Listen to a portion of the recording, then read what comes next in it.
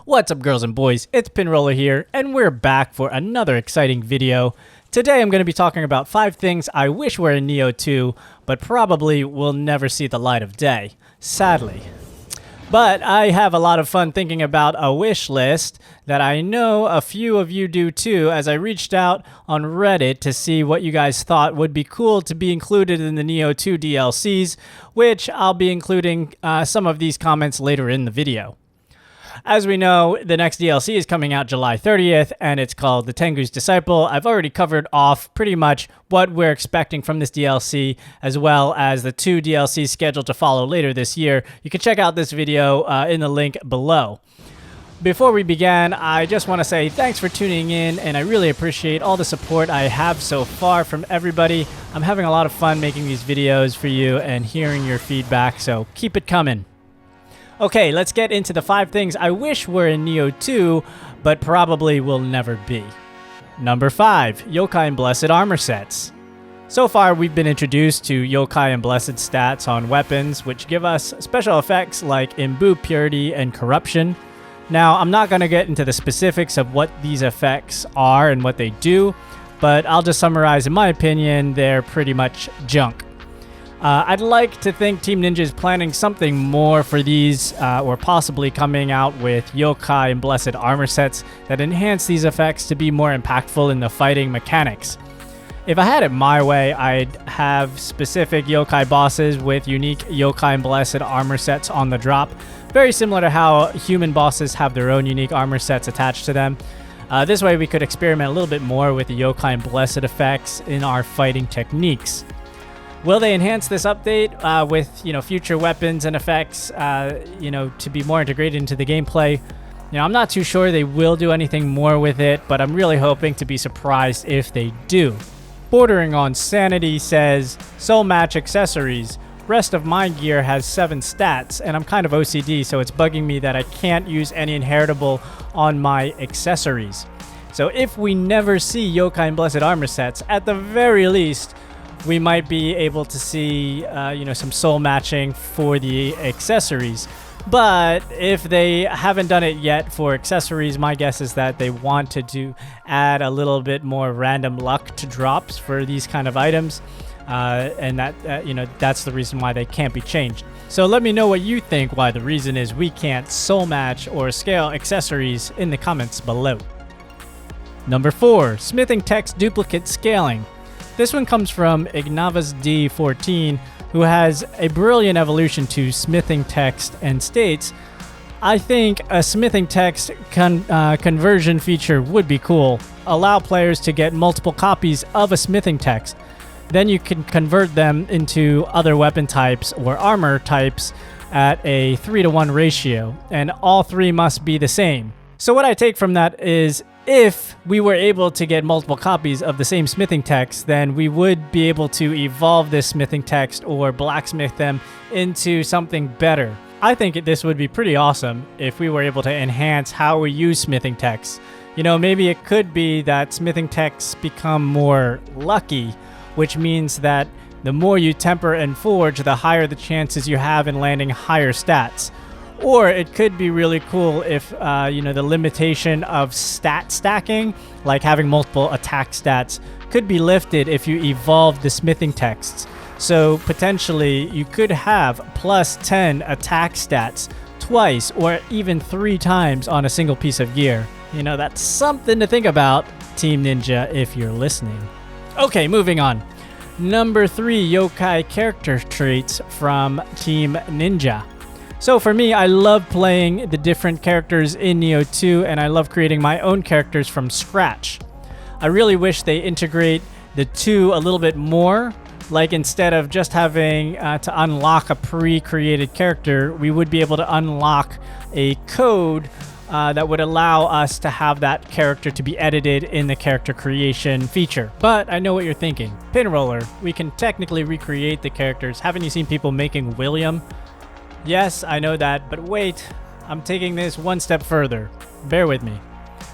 We already have unlockable Revenant skins, and, we've also had very limited Yokai character traits for Brute, Feral, and Phantom, So if we were able to unlock yokai character traits to make our character a little bit more crazy looking, like claws or some small horns or some revenant traits, I think it's not out of the realm of possibilities. I think the character creation engine is already one of the best ones I've seen in a long time. So why not integrate a little bit more flexibility into it?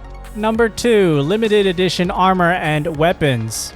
One thing I'd like to see rolled out in Nioh 2 are small seasonal surprise DLC updates that would only be available for a limited time.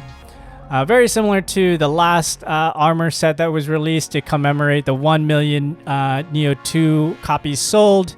But, you know, this is something I really hope we see a lot more of into the future. I think it would be really cool to have almost like a holiday smithing text available that could drop during, the holiday periods. You know, they could even keep this in line with Japanese folklore and do it on key Japanese holidays. Or even if they had variant smithing texts to, kind of the existing armor sets and weapons that could be released as limited editions throughout the year. I've seen similar mechanics in Call of Duty Modern Warfare where even though the gun aesthetics in that game aren't really motivational enough for me to really care because no one really sees what you're carrying anyway, but I do appreciate the idea that they introduced, which is unlockable contents in their season that are available for a limited time. It would be, it would just make each character in Nioh a little bit more unique and customizable for the players.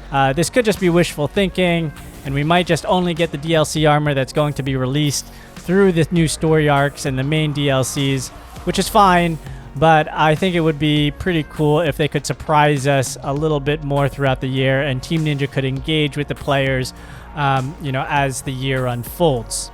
Number 1, finding out the bigger story arc and the meaning behind the name Nioh. So this last and final wish comes from TheGamers89 saying, fighting the actual Nioh themselves. And there's also a link that he includes that showcases what the Nioh are in the Japanese folklore. The game title Nioh translates as the Benevolent King, which we've seen our fair share of king bosses throughout Nioh. To think this could be the direct link to the game title and story. However, I do like the idea that TheGamers89 brings up, which is Nioh are actually these 2 wrathful guardians of the Buddha standing at the entrance of many Buddhist temples. I actually have seen a few of them when I visited Japan last year. I didn't realize that they were actually called Nioh, or also called Kongori Kishi. I already appreciate how deep Nioh goes into Japanese folklore, and I'd like to think that the reason they chose to call the franchise Nioh is, a kind of a bigger plan to build up towards this epic battle with the Nioh, or integrate these giant guardians into the bigger story arc. But to be honest, I don't give Nioh the best review when it comes to their storytelling, although it's rich in Japanese folklore.